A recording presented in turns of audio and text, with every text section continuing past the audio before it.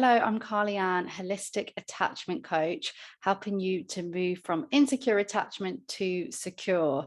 So this question that I got for the weekly Q&A, I really love this one. The question is, do anxious and avoidant people, people with anxious avoidant styles primarily, do they have things in common? I love this question. So I'm going to start with probably the most obvious thing I'm going to state. But it's that they are both human with their own human experiences, ideas, views, inner templates that make up how they see relationships, themselves, other people, the world. I really want to say that because I talk about this quite a lot, this idea that people with an anxious attachment can be labeled as needy and too much, and people with an avoidant attachment style can be labeled as cold and not caring and as like the villain. So I just want to put that out there now so that we just have that compassionate idea towards both of these styles.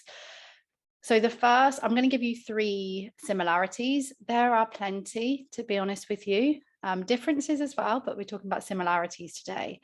So whether this obviously goes for everyone, but talking specifically about attachment, avoidant and anxious, they both have a tendency to struggle with trust, intimacy, closeness, forming relationships with other people, being in relationship with themselves as well. So that's the first similarity that they have. The second is that they both have difficulties with regulating emotions.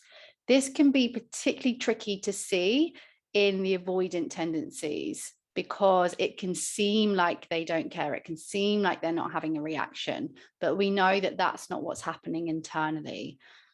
To dive into the differences about how people with more of an avoidant or an anxious tendency tend to respond and manage their emotions in triggering situations, there's a masterclass inside my membership, plus many others, I should say as well. It is all about understanding your attachment triggers, how you react to them, and how to change them.